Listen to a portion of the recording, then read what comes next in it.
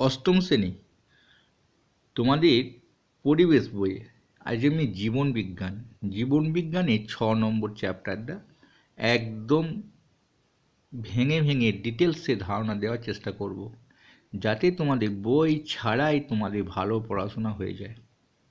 আর ডেসক্রিপশনে লিঙ্ক দিয়ে দেবো, পরে পরবর্তী ভিডিওটা তোমরা সহজেই খুঁজে পাবে।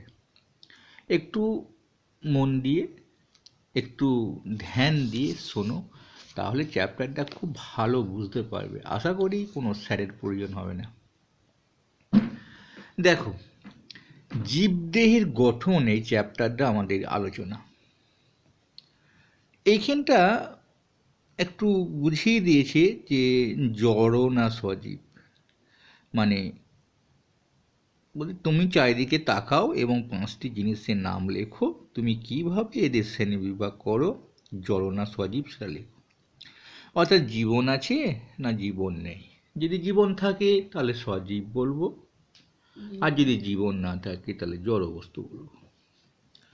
এখন আমাদের সেটুকু তো এখানে তেমন কিছু নেই, এখানটা সেটুকুই বলেছি যে লজ্জাবতী এবং মানুষ সজীব, কিন্তু পড়ে থাকা কাঠকে আমরা জড় বলি।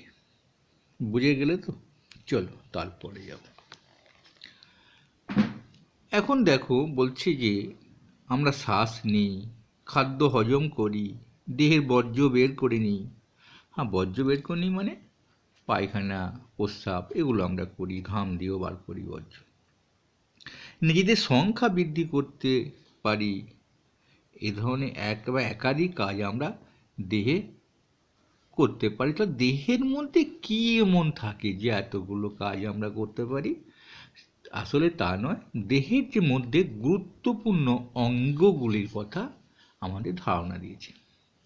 গুরুত্বপূর্ণ অঙ্গ তো আমরা জানি, কি বলো? পাকস্থলী আর ক্ষুদ্রান্ত, এই দুটোকে একসঙ্গে দিয়েছে কেন গো? আসলে এই দুটোরই কাজ হচ্ছে খাদ্য হজম করা। সেই জন্য বলেছে পাকস্থলী খাদ্য হজম ঘর বলা হয়, হজমও করতে পারেন, তবু তো একটা আমাদের পাচন অংশের একটা অংশ, পৌষ্টিকতন্ত্রের একটা অংশ, সেই জন্য বলা হয় পাকস্থলী আর ক্ষুদ্রান্ত। তাহলে খুব গুরুত্বপূর্ণ অঙ্গ। যদি এই অঙ্গগুলো একটু খারাপ হয়ে যায় না, টেনশন বেড়ে যায়, অনেক টাকার ব্যাপার, ডাক্তার দেবে। তাই গুরুত্বপূর্ণ অঙ্গগুলোকে আমাদের ঠিক রাখতে হবে। ফুসফুস, শ্বাস নেওয়া এবং ছাড়া ওনার কাজ।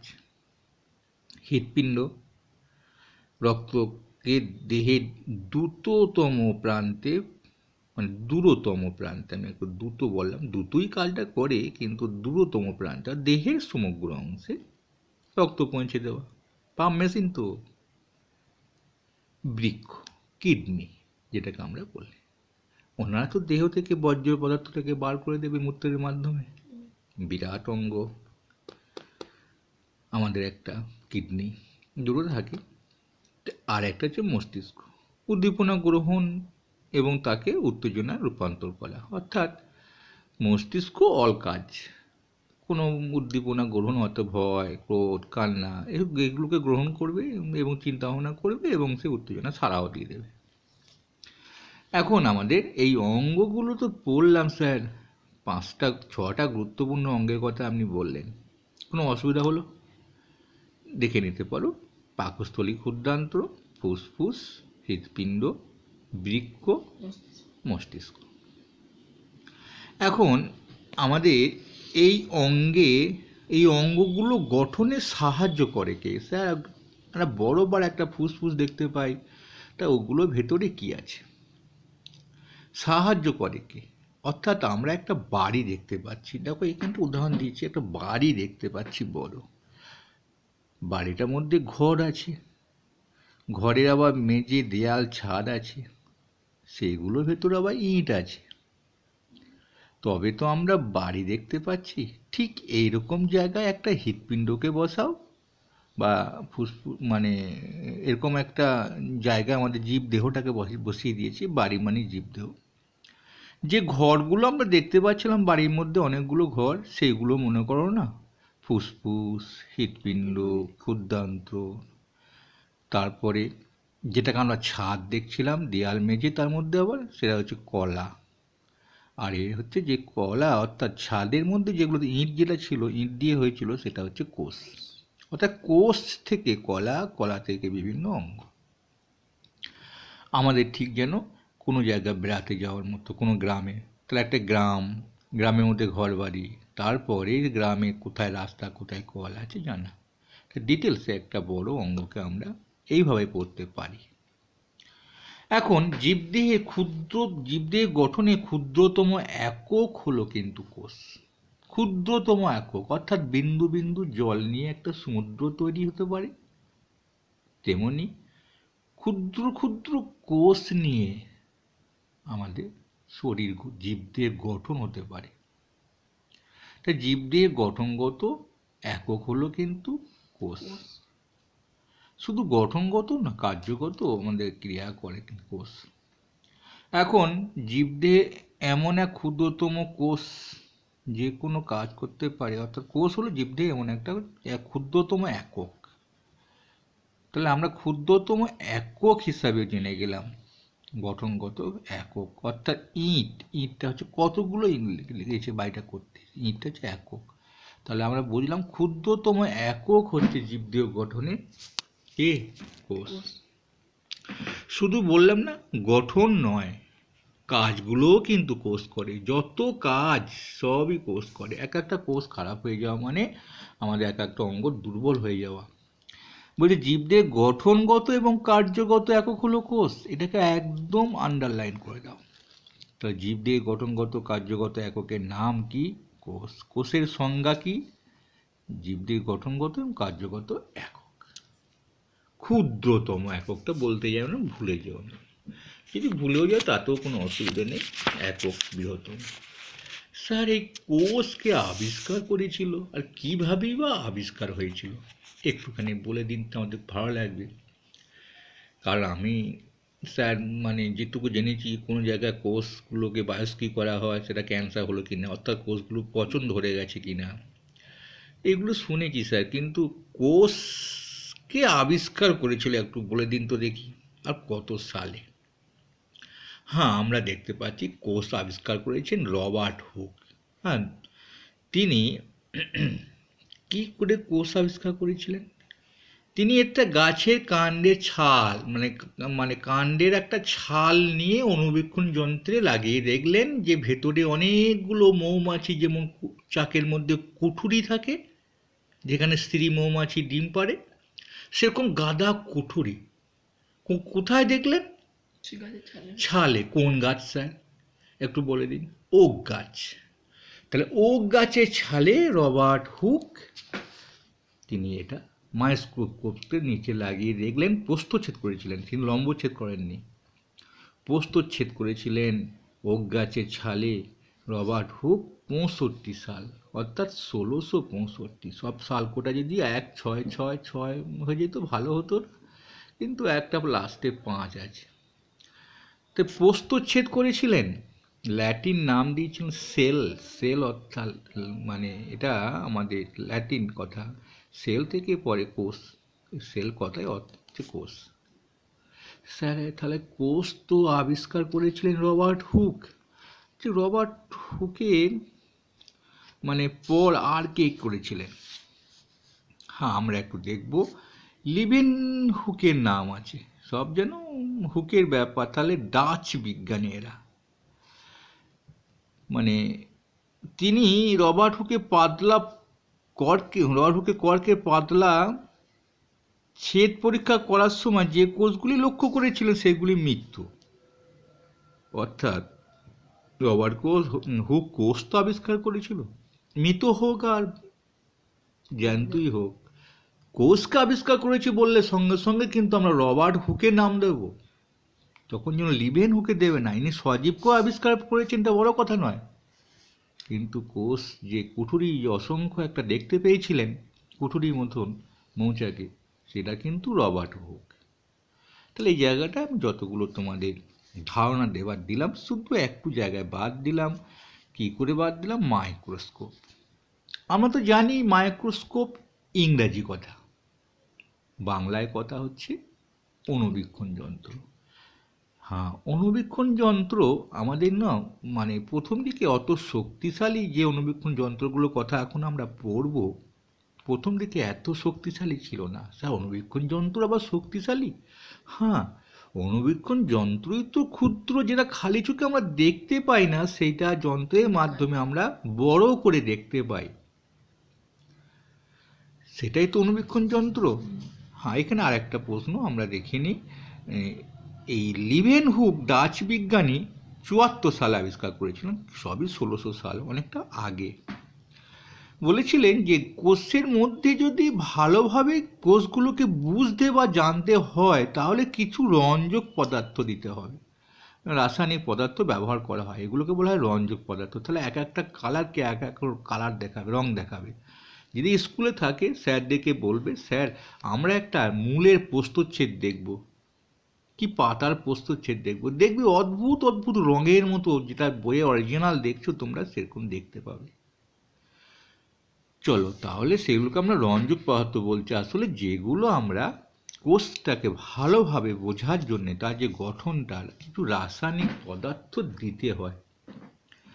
স্যার আপনি যন্ত্রের কথাটা বলুন। আগে আমাদের তেমন যন্ত্র ছিল না, যে যন্ত্রটাকে বলা হলো সরল আলোক অণুবীক্ষণ যন্ত্র। স্যার আলোক অণুবীক্ষণ যন্ত্র, সিম্পল লাইট মাইক্রোস্কোপ অর্থাৎ কেমন জিনিস?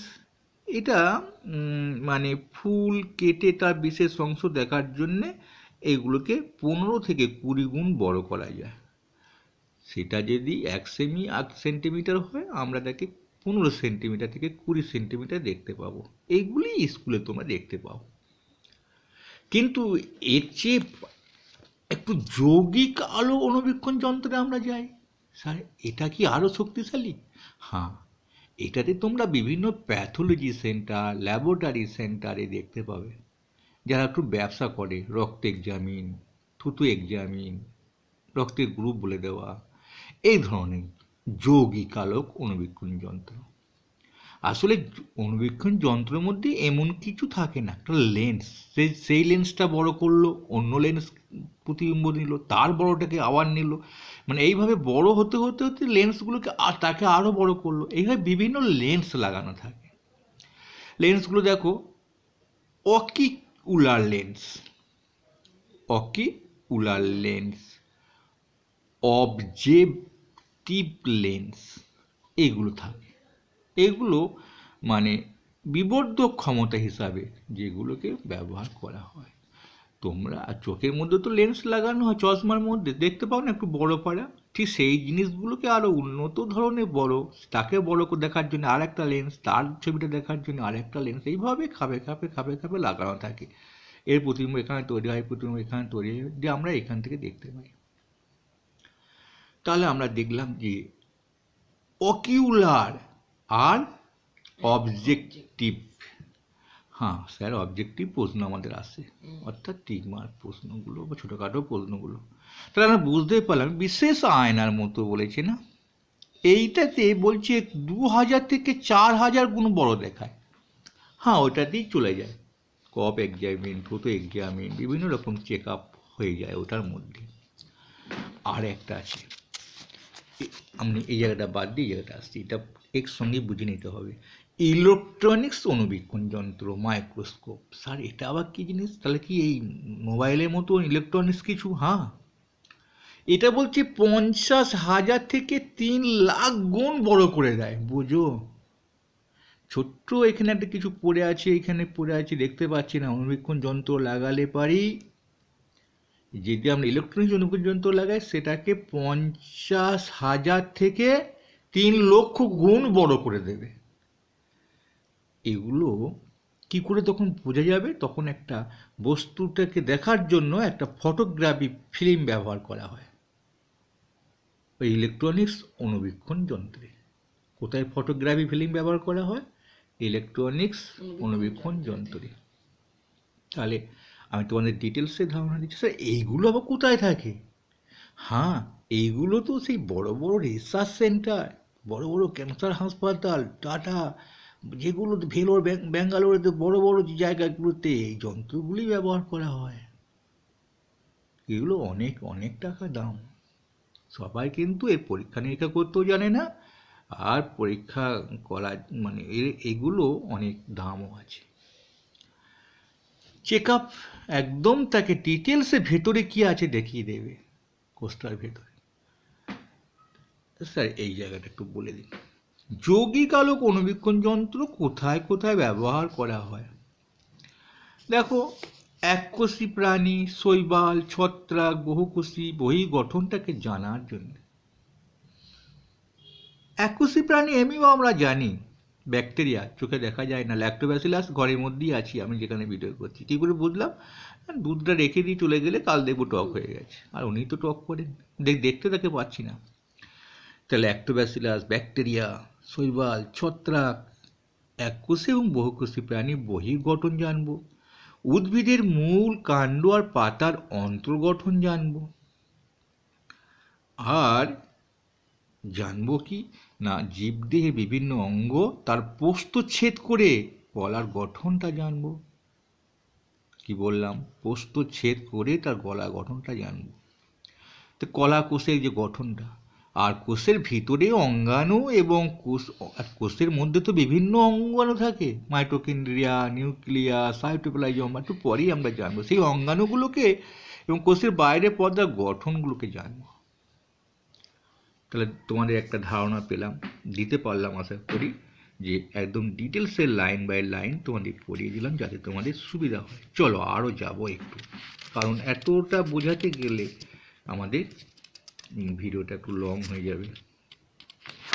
এখন আমাদের এই পাতায় আছে, বলেছে অ্যামিবার দেহ নাকি একটাই মাত্র কোষ দিয়ে। স্যার একটা কোষ, দুটো কোষ, এগুলো আবার কেমন জিনিস?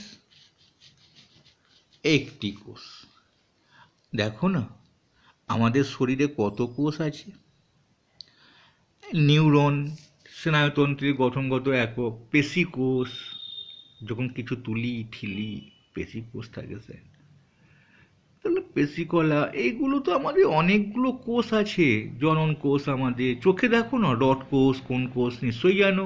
বিড়াল রাতেরবেলা দেখতে পায় কেন? চোখে রড কোষের সংখ্যা বেশি থাকে।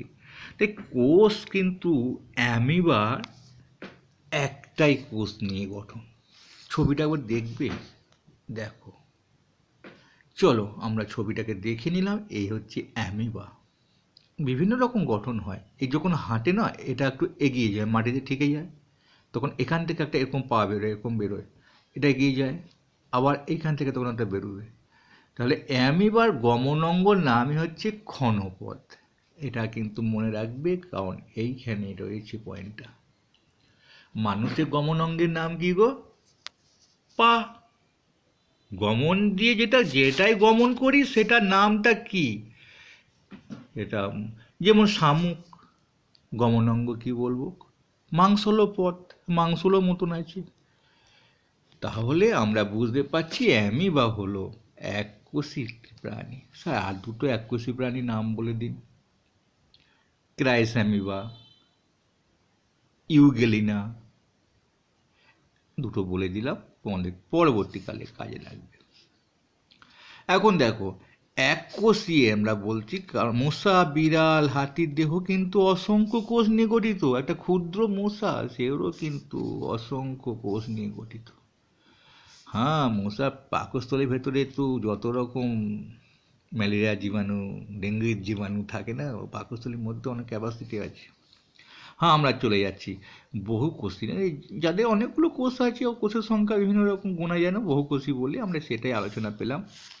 এখন কোষের আকৃতিগুলো একটু জানতে ইচ্ছে করে নাকি, যে স্যার কোষ কেমন হয়? সবই কি গোল হয়?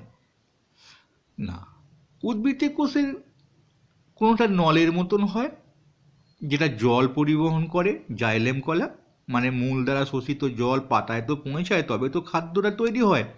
জলটা পরিবহন করে একটা কলা, সেটা আবার নলের মতো। আর একটা থাকে বিভিন্ন রকম আকৃতি, পঞ্চভুজ, ষড়ভুজ, এরকম আকৃতি, সেটা পরে আমরা পরের পাতাতেই পাবো। এখন এইখানটা দেখে নিই কেমন কত সব আকৃতি কীরকম কোষে। হ্যাঁ, এখানে যদি আমরা সেই ফাজ ভাইরাসটা বা আমরা যদি করোনা ভাইরাসটা দেখতে পেতাম না, তো সেবা আকৃতি দেখে দেখে আমাদের মানে চোখ মানে সব মুখস্থ হয়ে গেছে এটাই করোনা ভাইরাস। সেটা তো বিভিন্ন রকম আকৃতি হয়।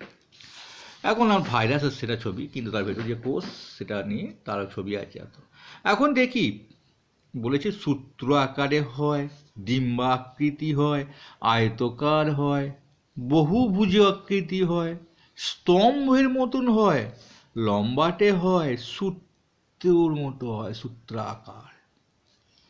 কোষের আকৃতি আমাদের এইরকম হয়। হ্যাঁ, সেই জন্যই তো আমাদের করোনা ভাইরাস বারবার মিউটেশন হচ্ছিল।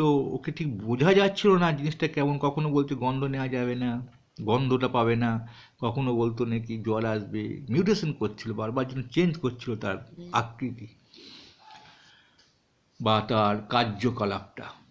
এখন প্রাণীদেহে চামড়ার নিচে অন্য অন্য অঙ্গ, ফ্যাট সঞ্চয়কারী চর্বি কোষ থাকে। তো চর্বি কোষও থাকে। চর্বি জমা হওয়ার ফলে কোষের নিউক্লিয়াসের সাইটোপ্লাজম সহ একদিকে সরে যায়। নিউক্লিয়াস সাইটোপ্লাজম সহ একদিকে সরে যায় চর্বি জমা হলে। চর্বিকে আংটির মতো দেখায়। চোখের রেটিনায় মৃদু আলো সংবেদনকারী রড কোষ, উজ্জ্বল আলো সংবেদনকারী বর্ণদর্শনে আর শঙ্কু আকৃতি কোণ কোষ দেখা যায়। একটু বুঝে নাও, এই রড কোষ হচ্ছে মৃদু আলো দর্শনে, মৃদু আলো দর্শনে। মৃদু আলো মানে কম আলোতে দেখতে পাবে। সাহায্য করবে কোন কোষ? রড কোষ। আর এবং উজ্জ্বল আলো দর্শনে, অর্থাৎ বেশি আলো দর্শনে কোন কোষ। এটা শঙ্কু আকৃতি। কোন কোষটা হচ্ছে শঙ্কু আকৃতি। শঙ্কু স্যার দেখেছো? শঙ্কু তো মোচা, কলা গাছের মোচাটা শঙ্কু আকৃতি। বিয়ের টোপর ওটাও শঙ্কু আকৃতি। তাহলে কোন কোষগুলো ওরকমই হয়, সেই জন্য কোণে মনে বিয়েটা হয় আর কি।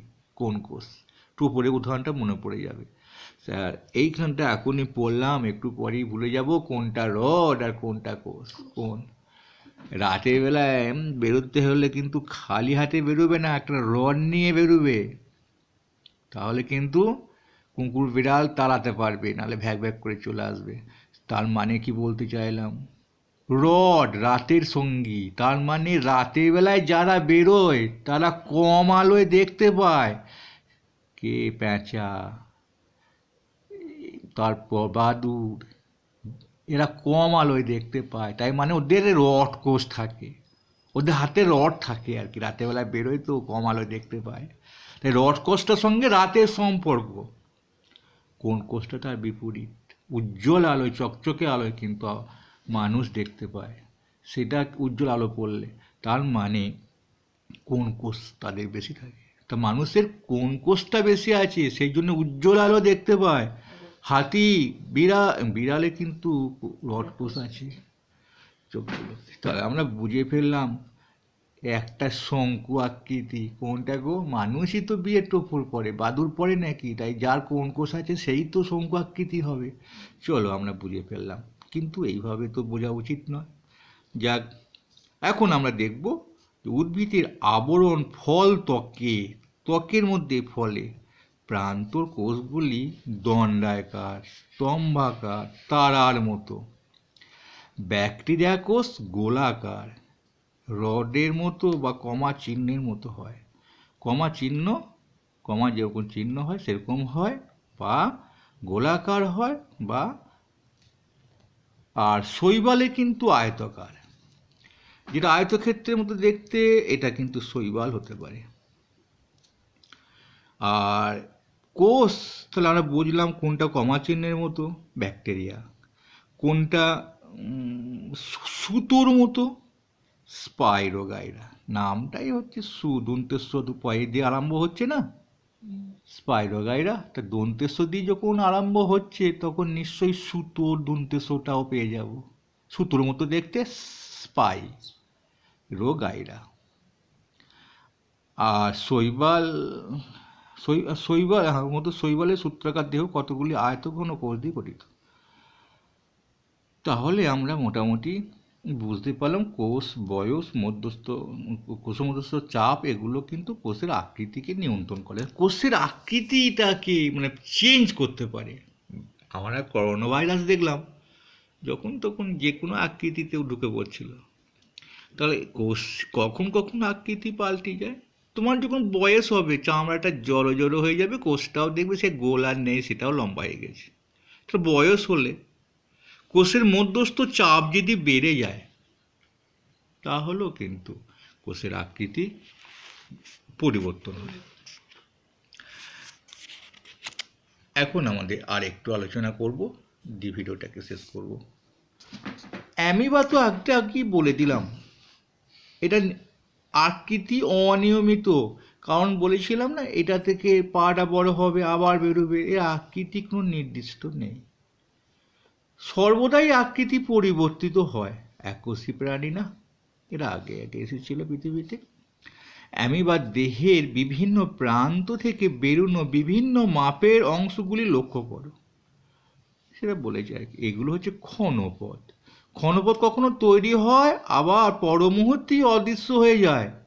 তার মানে এইটাকে এগিয়ে দাও, মাটির সঙ্গে ঠেকিয়ে দাও, দেখে নাও এটা এখানে লেগে যাবে মাটিতে, একটু টান পাবে, শরীরটা এগিয়ে আসবে, তখন এইখান থেকে একবার বেরোবে, এটা অদৃশ্য হয়ে যাবে, আবার এইখান থেকে একটু বেরোবে, এইভাবেই তো হাঁটাফেরা করে, ওর তো আর পা নেই।